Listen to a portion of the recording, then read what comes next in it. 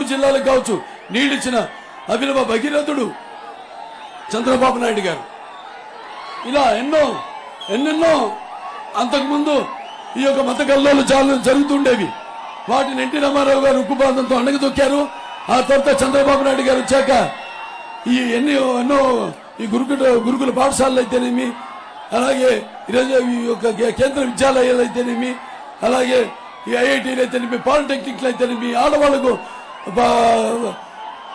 Degree కాలేజీలు అయితేనేమి, ఇవన్నీ కూడా, అలాగే ఐటీ బాగా అభివృద్ధి చేసి ప్రతి వాళ్ళకు కూడా వాళ్ళ కుటుంబాన్ని పోషించుకునే ఆర్థిక బలాన్ని ఇచ్చిన మహానుభావుడు చంద్రబాబు నాయుడు గారు. ఇలా చెప్పుకుపోతే ఎన్నెన్నో చేసుకుంటూ వెళ్ళాం. ఆ తర్వాత ఎప్పుడు ప్రజలు తెలుగుదేశం పార్టీ లేకపోతే రాష్ట్రం ఆపదలో ఉన్నా మీరు తెలుగుదేశం పార్టీకి అండగా ఉన్నారు, అండగా నిలుస్తూ ఉన్నారు. మీరంతా కూడా మొదటిసారి 1984లో ప్రజాస్వామ్యం గురి చేయబడుతుంటే అప్పుడు మీరంతా తిరిగి నాన్నగారిని ముఖ్యమంత్రి చేసి ప్రజాస్వామ్యానికి ఒక నిర్వచనం పరిపక్వతనిచ్చిన చైతన్యవంతులు మీరంతా. ఆ తర్వాత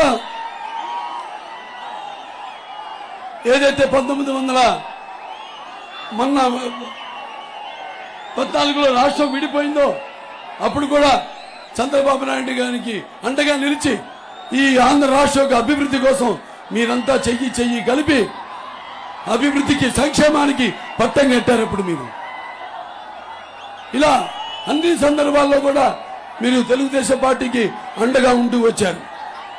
ఇప్పుడు చూస్తున్నాం, మనం చాలా క్లిష్ట పరిస్థితుల్లో ఉంది మన రాష్ట్రం.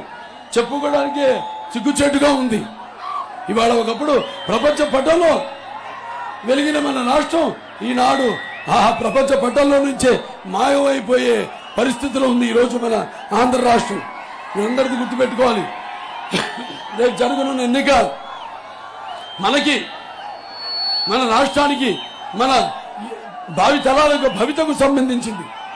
దీంట్లో మీరు తేల్చుకోవాల్సింది ఏంటంటే, మీకు అభివృద్ధి కావాలా, అరాచకం కావాలా, లేకపోతే మీకు సంక్షేమం కావాలా, విధ్వంసం కావాలా, మీకు సుపరిపాలన సమర్థమైన పాలన కావాలా, లేకపోతే రాక్షస పాలన కావాలా, లేకపోతే మీకు స్వర్ణ యుగం కావాలా, చీకటి రాజ్యం కావాలా, మీకు కూల్చడాలు కావాలా, కట్టడాలు కావాలా?